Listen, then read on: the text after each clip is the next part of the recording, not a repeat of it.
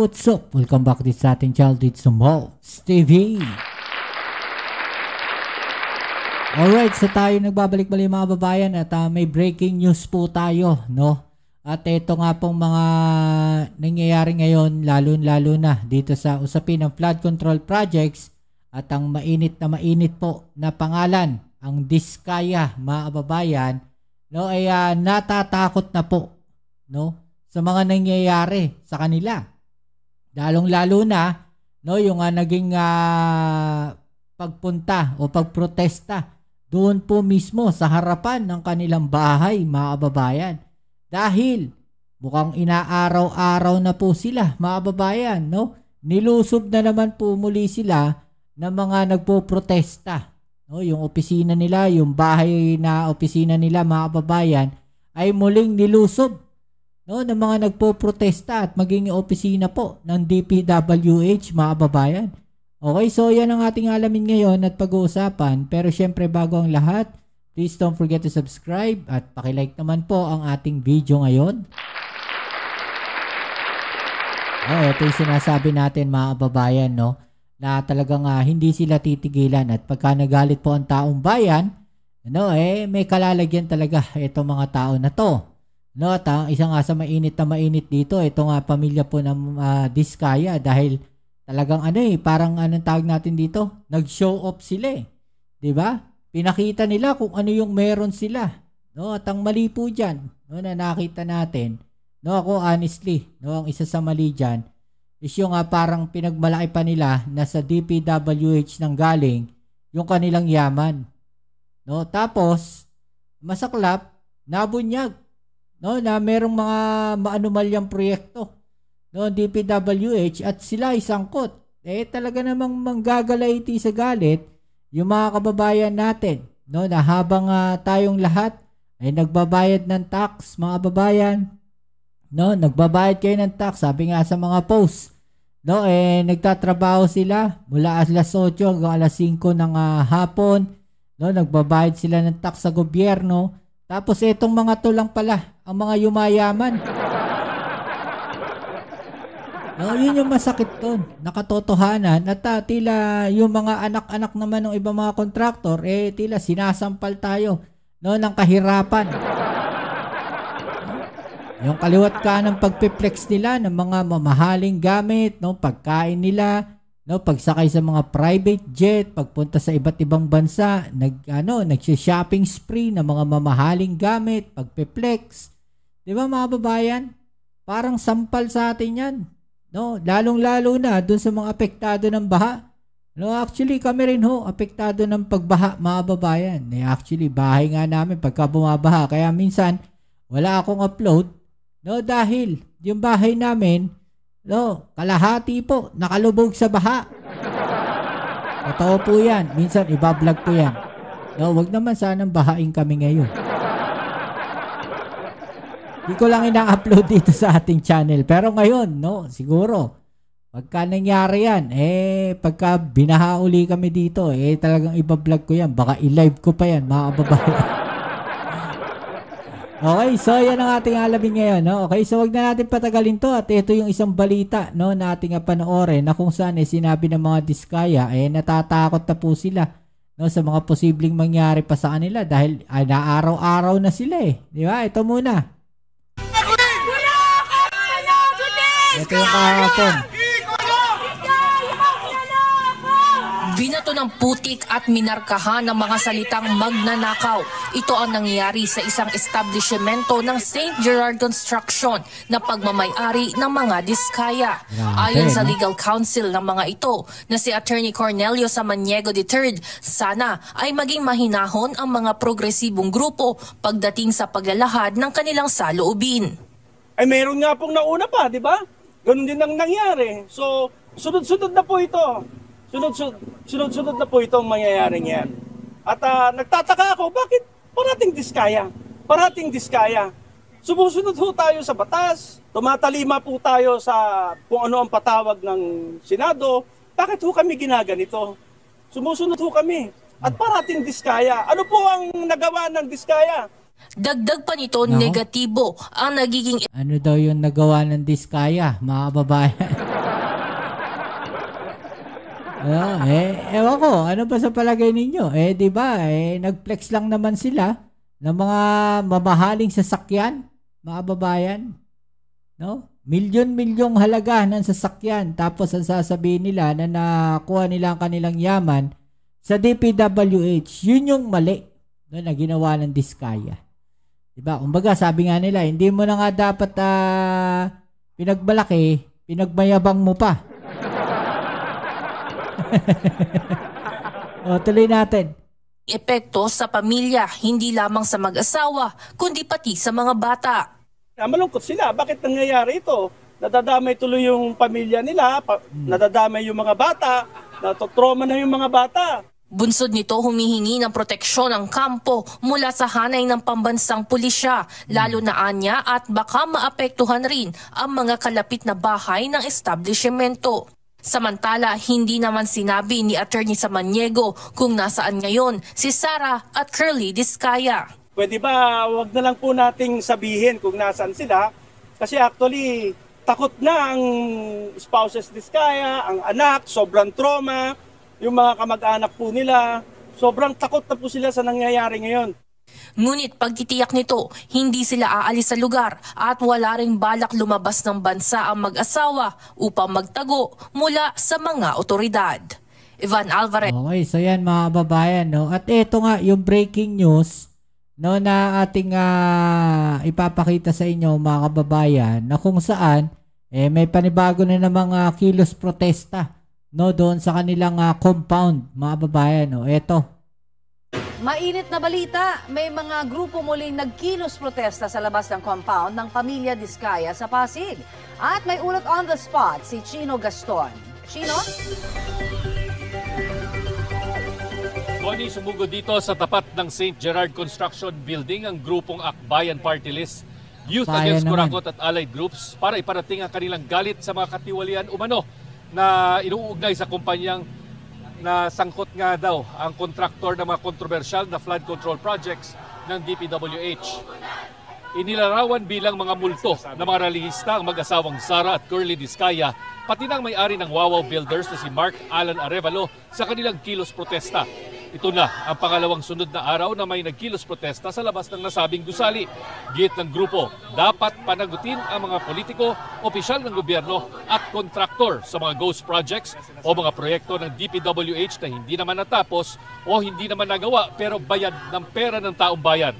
Hindi lang daw pera ng taong bayan ang nawawala dito kundi maging ang pangarap at kinabukasan ng mga kabataan. Matapos ang higit isang oras, payapang natapos naman ang rally na binantayan ng mga pulis Pasig. Samantala, sinelyuhan ng Bureau of Customs ang 12 luxury cars ng mga Diskaya sa loob ng kanilang building habang gumugulong ang investigasyon sa Senado. Bukod sa selyo, hinarangan din ng BOC ng 2 minibus ang mga sasakyan para hindi raw tamaan ng mga bato sakaling tangkaing batuhin ang mga sasakyan ng mga rallyista. Sinusubukan pa namin kuhanan ng pahayag ang abogado ng mga Diskaya tungkol sa mga pangyayari ngayong umaga sa tapat ng kanilang gusali. Yan, no, pinroteksyonan pa mga babayan, no. Siguro may mga ebidensya kasi yan, no. Ayaw nilang masira no, ng BOC yung mga ebidensya, no. Kaya kailangan nilang proteksyonan talaga yan. Samantala, Connie, patuloy na magbabantay raw ang Bureau of Customs sa building para masecure ang mga sasakyan na nasa constructive possession na ng ahensya, bagamat dito nananatili sa loob ng building ng mga Diskaya. At yan ang latest mula rito sa lungsod ng Pasig. Balik sa inyo, Connie. Chino, ngayon nakikita natin mas peaceful na ang kanilang sinasagawa dyan na rally. Nahimasmasa na ba ng kahit paano yung ilan sa mga nagsaboy kahapon at nagka-grupa ng, yun nga, nasa likod mo, no, nag-vandalize. Sabi daw ng pamilya Diskaya, Chino, maghahabla sila. Ano ang reaksyon dyan ng ating mga rallyista? Well, handa naman daw ang mga relista na harapin itong kanilang mga ginawa, no? Pero yun ang yung malaking pagkakaiba dun sa pangyayari kahapon ay mas payapa ngayon dahil mas maraming pulis na nagbabantay at medyo may panawagan din yung mga relista kanina sa kanilang mga kasamahan na medyo payapa lang ang gawing kilos protesta ngayong araw, kaya nakita natin doon sa video yung kanilang manifestation na talaga ng kanilang kilos protesta, yung pagdadrums at yung pagsasalarawan ng mga umano'y mga ghost, no, na sangkot umano dito sa mga umano'y tiwaling mga flood control projects. Maraming Actually ako, honestly mas pabor ako dito sa ginawa na to, nung grupo na to, na naging payapa lang yung kanilang pagpoprotesta. May freedom of speech tayo, may freedom tayo na gawin yung mga bagay na yan, mga babayan. Pero sana, no, tama naman no, na maging payapa yung ating pagpoprotesta. Kung magpoprotesta itong mga tao na to. Dahil sabi ko nga, no, mga babayan, posible no, na mahaluan sila ng mga taong may masamang intensyon, mga babayan. 'Di ba? Makapanakit at syempre, isisi na naman sa ating Pangulong Bongbong Marcos. 'Di ba? Ganun lang 'yun. No, baka mamaya may merong makasingit sa kanila, may masama sa grupo nila na ang hanap gumawa ng gulo. No, damay-damay talaga 'yan, mga babayan. At syempre, hindi lang naman yung building ng mga diskaya nandiyan dyan. Diba? May ibang establishment pa dyan. Baka may mga residential pa dyan, mga babayan, no? Na posibleng madamay kung sakaling magkakagulo dyan. Diba? At abala na rin talaga, no, sa ibang mga tao na nandiyan dyan sa paligid. Kaya kung magpoprotesta sila, yun nga, no, panawagan din natin na maging mahinahon. Huwag masyado maging marahas, no, yung ginagawa ninyo. Tama po yan. Nagprotesta kayo, no, ipakita ninyo na ayaw ninyo ng korupsyon, no, pero sa mapayapang paraan. Okay, so ito mga babayan, yung isang balita na kung saan, no, ultimo DPWH, no, sinugod na rin ang mga nagpo-protesta. Okay, let's go. Bumuo na ng team ang Department of Justice para kumalap ng ebidensya kasunod ng pag-iimbestiga sa anomalya sa flood control projects ng gobyerno. Sa gitna ng kontrobersiya, ilang ralista ang nagkilos protesta sa tanggapan ng DPWH para tuligsain ang anomalya. Balita hatid ni Salima Refran. Ganun din, no? Mahigit 50 kabataan So, binato rin nila, mga kababayan, yung opisina ng DPWH. ang sumugod sa tanggapan ng DPWH sa Maynila. Tinutuligsa nila ang anilay anomalya sa mga proyekto, lalo sa flood control projects ng kagawaran.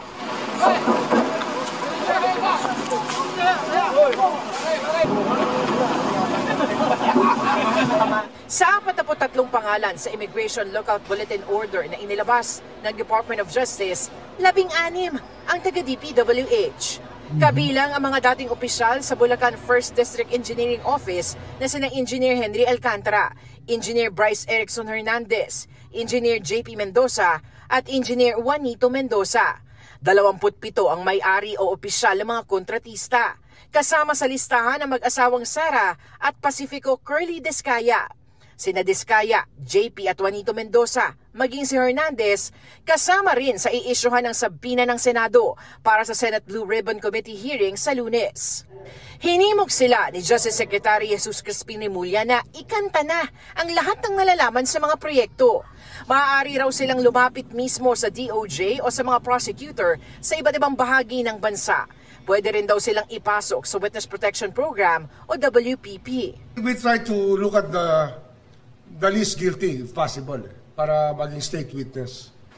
Pero paalala ni Remulla, maligtas man sila sa kriminal na asunto, dapat pa rin daw silang mapanagot sa aspetong sibil at ibalik ang perang nakuha mula sa gobyerno. Restitution can still be ordered by the court. Alam ka naman, unjust enrichment gagawin natin.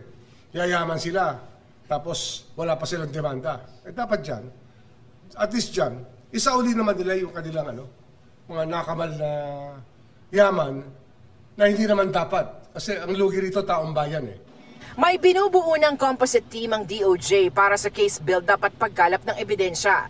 Bukod sa mga taga-NBI Anti-Graft Unit, kukuha rin daw ng financial forensic analyst para busisiin at suyurin ang mga dokumento. Magkakaroon rin ng mga miyembro mula civil society para i-monitor ang investigasyon at siguruhing wala itong sinisino, lalo na mga opisyal ng gobyerno. Pwede rin daw tumulong ang publiko sa pagbibigay ng impormasyon. Ilalabas raw ng DOJ ang detalye at proseso kung paano makakapagsumbong ang publiko. Kahit kapitbahay ng mga to, pwede magsumbong, pwede magbigay ng information sa atin. Sir, netizens, pwede? Pwede. Oh. Ayon sa Malacanang, pwede rin magsagawa ng sariling investigasyon ang Anti-Money Laundering Council na mandato ang pagbabantay sa galaw ng malalaking halaga ng perang maaaring galing sa illegal na paraan. Pero kung paano sila papasok ay hindi na po nila ito dapat isinisiwalat at baka magkaroon pa ng movement, no? Yung iba maaari masangkot dito. Nalalapit na rin daw ang paglalabas ng executive order para sa pagbuo ng independent commission na mag-iimbestiga sa flood control projects. Gusto raw ng Pangulo na may subpoena power ang komisyon. Ang nais po ng Pangulo sa nasabing independent commission ay mabigyan po ng lakas, mabigyan ng ngipin para po mas mapatupad kung ano ang mandato ng independent commission na ito. Sarima Refra, nagbabalita. Okay, so yan mga kababayan, no? Anong masasabi po ninyo dyan? Okay, comment po sa ibabaan yung mga opinion at atin yung pag-usapan. Siyempre, bago ang lahat, maraming salamat muna sa lahat ng mga patuloy na suporta dito sa ating channel. Shoutouts po sa inyo at kita-kits tayo sa ating next video upload. Ito muli ang inyong Kuya Mobs sa Mobs TV. Peace. I'm out.